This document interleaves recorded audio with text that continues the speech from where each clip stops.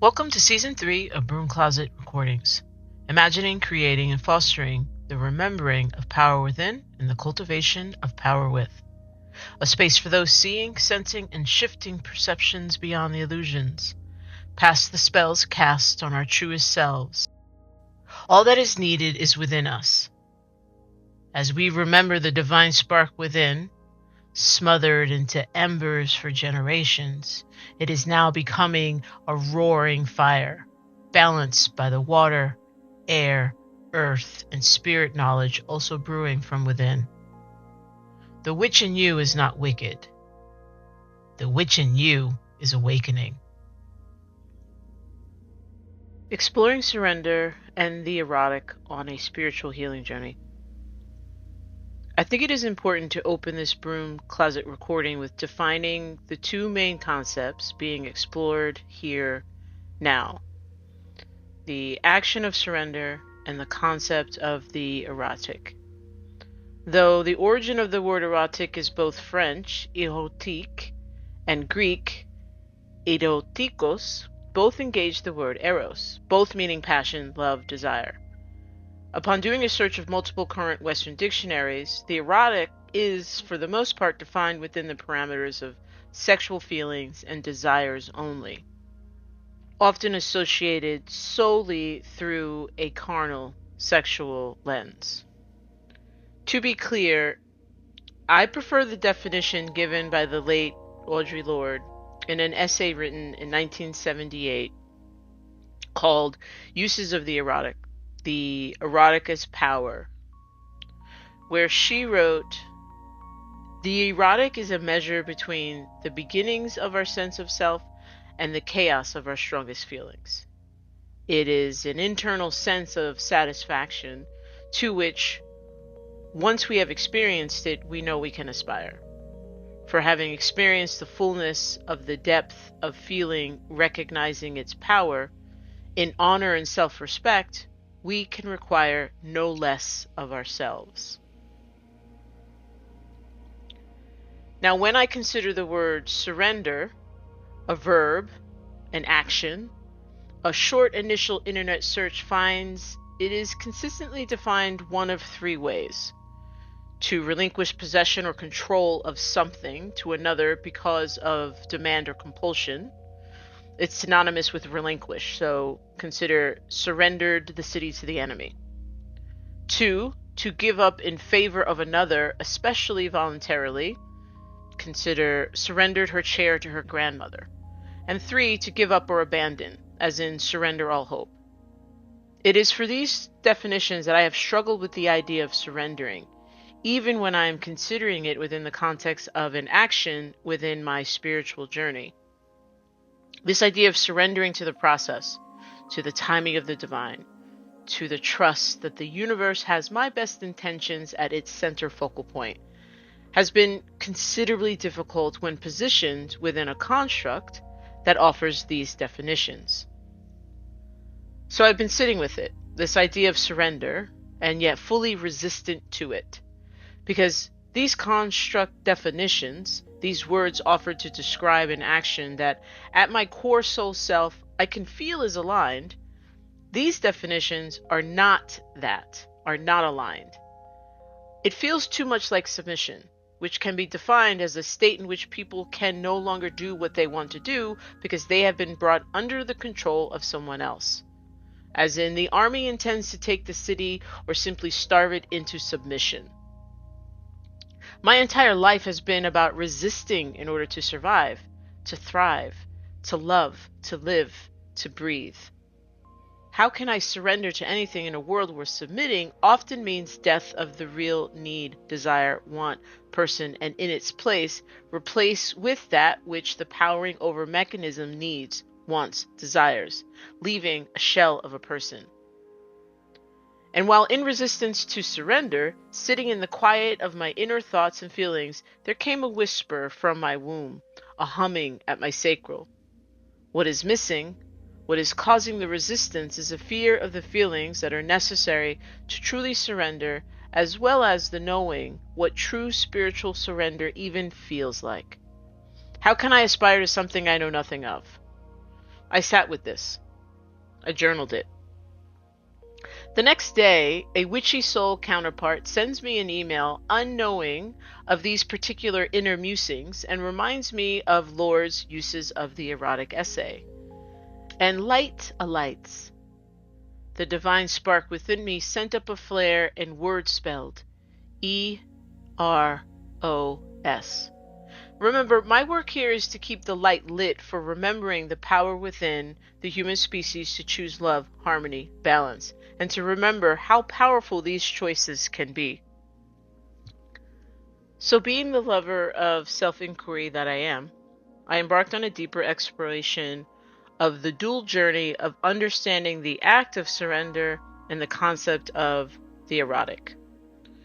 My opening signpost had to be a clarification of the distinction between surrender and submission. I found thoughts by a person named Dr. Yvette Erasmus, who wrote a blog post specifically looking at submission versus surrender. Another flare, another whisper, another lighthouse confirming this is the way. She offers this. Surrender is active wisdom, a conscious choice, born out of a recognition of our true place in the wider dance of life. Surrender invites us to inhabit a place of non-resistance, to practice patience. When we surrender, we reclaim our energy and allow it to build up again inside of ourselves. Submission, on the other hand, is about losing a fight and putting ourselves aside for the moment. We concede. Our energy drains out of us. Leaking and defeated, we are exhausted, tired, and giving up. So if you've been paying attention, obviously I'm moving from Dr. Erasmus's definition of surrender and not the power over toxic masculine definitions offered in Western dictionaries. There's a link to both Audre Lorde's essay and Dr. Yvette Erasmus's blog post in the description. Now that I've gotten that housekeeping of word spells out of the way, let me get to why I'm here sharing this channeled and journaled broom closet. For those of us transmuting the I and the I, to actively seek states of being and doing that transmute the definitions, beliefs, and behaviors embedded in us through mechanisms of control of power over known as the patriarchy and misogyny, white supremacy and disconnection, and capitalist accumulation and rogue ego, what does it mean to surrender to our healing journeys? What does it mean to take back the aspects that will help us heal on our journeys, such as the act of surrender and the concept of the erotic? For those of us living at the deep intersections of multiple aggressions by these mechanisms, how do we embody surrender? How do we embody the erotic? What is the how when both of these have been so co-opted by the power over vicious, violent, and humanity-vacant construct? The definition of surrender I am exploring on my own healing path, as I just shared, is about wisdom and conscious choice. And yet, the intersections from which many of us exist, surrender has been a submitting. And many of us are of lineages that have actively, for hundreds of years, resisted submitting, and in turn have, even if in misunderstanding it, resisted surrendering. So here now is a real question. What does it mean to surrender, where surrender is not in relationship with domination? Spiritual circles, experiences, philosophies, journeys about ascending, awakening, transforming, alchemizing, include at some point or another the concept, the act, the being in and of surrender and surrendering. When an aspect of one's healing journey is about healing from power over mechanisms that ground in and thrive in domination, what does the process of surrendering mean? How does a healing being surrender in a construct reality such as this one? And thank the goddess for ancestors and for those women folk who used word spells and left us word maps. For it is because of Audre Lorde's essay, Uses of the Erotic is Power, that I am recording this for you now, and I feel closer to that which is within me, blossoming into conscious understanding and choice. Because surrender is so closely affiliated with being an act of body and mind, if we are talking about those bodies and minds that exist in the feminine, whether mind or body surrendering, can we truly explore it fully without exploring our relationship to the connection Lord makes between power and, as she wrote, the erotic as a resource within each of us that lives in a deeply female and spiritual plane, firmly rooted in the power of our unexpressed and unrecognized feeling. In order to perpetuate itself, every oppression must corrupt or distort various sources of power within the culture of the oppressed that can provide energy for change. For women, this has meant a suppression of the erotic as a considered source of power and information within our lives. So if one agrees with this perspective, does it then move us toward a journey realization that in order to actually surrender on our healing paths, there are aspects that we must take back? Resources stolen or purposely made invisible to our eyes so that they are forgotten.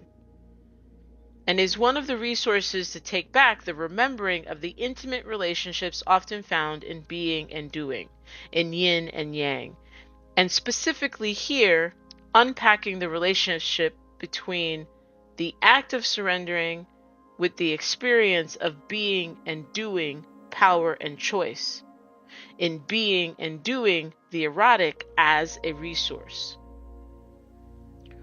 What is the relationship between surrendering and the erotic?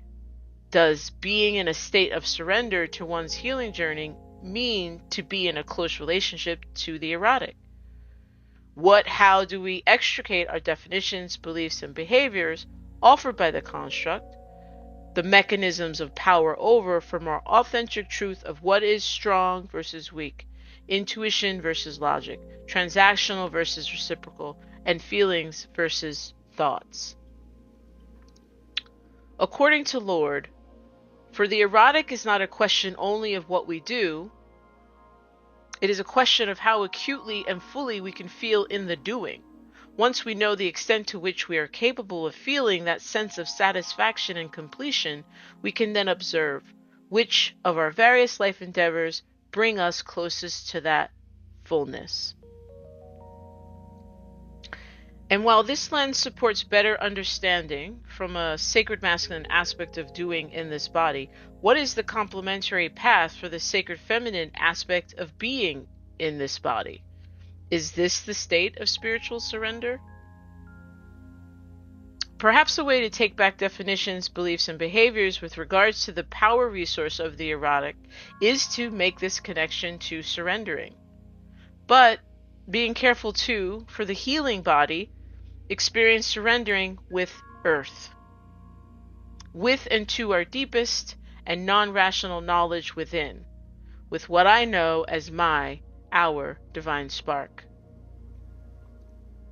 By connecting the erotic to nature and our sacred feminine, yin rising aspects, particularly those we are increasingly remembering through experiencing and channeling the energy of the dark feminine, such as what we have named Lilith, Hecate, Kali Ma, Oya, Sekhmet, Baba Yaga, the Morrigan, Hel, and so on. And actually, really, in my experience, working with goddess energy, whether white, red, or black, it is a holy, W-H-O-L-L-Y, and holy, H-O-L-Y experience that aligns exactly with how Lord is defining the erotic, which is often a sensual, not necessarily sexual experience. These are energies distinctly about coming back to the great cosmic mother aspects of earth and humanity and a balanced divine cosmic relationship.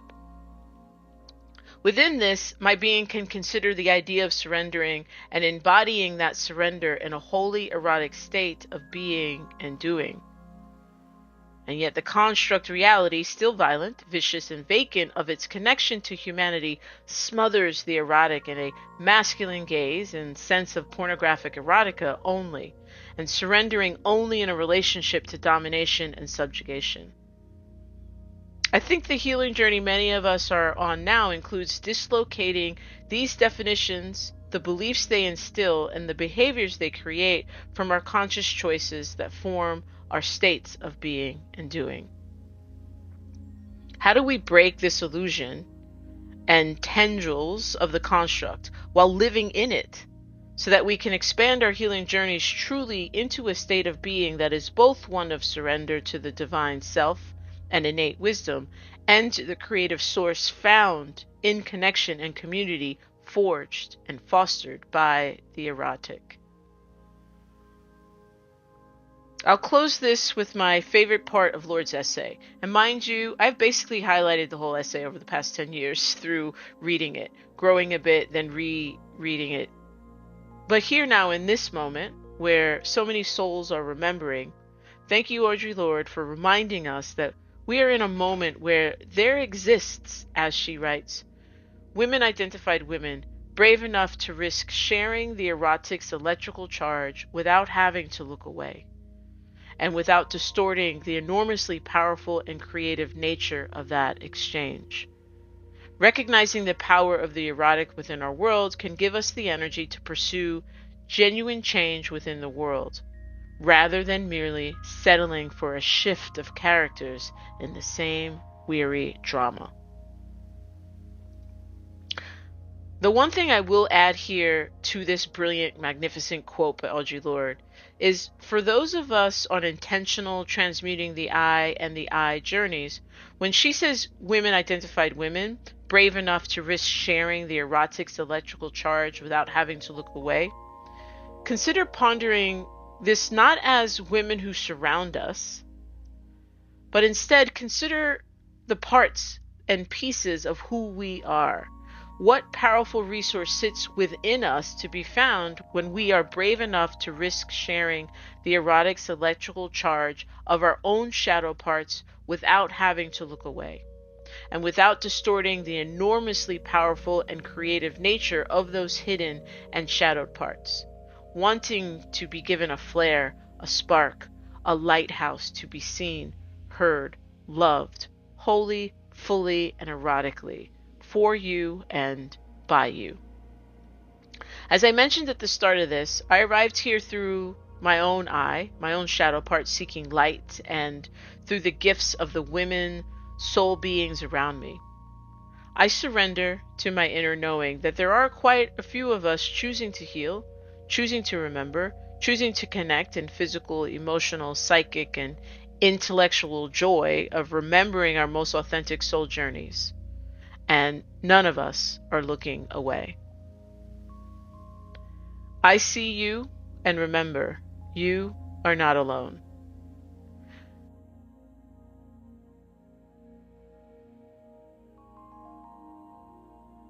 This was a Rooted Cosmic Soul Broom Closet exploration of the act of surrendering and the concept of the erotic as power. If you're interested in an oracle divination of the same, check out the link in the description for a Remember Your Divine Spark, a Transmuting the I Inquiry Oracle divination or offering, where I explore this same concept through a collective reading. Unfettered and infinite love and gratitude. Remembering is the path and the journey of returning to the true self. You are not too much or too little. You are an illusion breaker, a space holder for power with, not power over, a light holder with acknowledged shadow elements embodying power within, unapologetically being your magic and your knowings. Return again when you feel the call. I'll be here, remembering, holding space. Same Bruja time, same Bruja channel.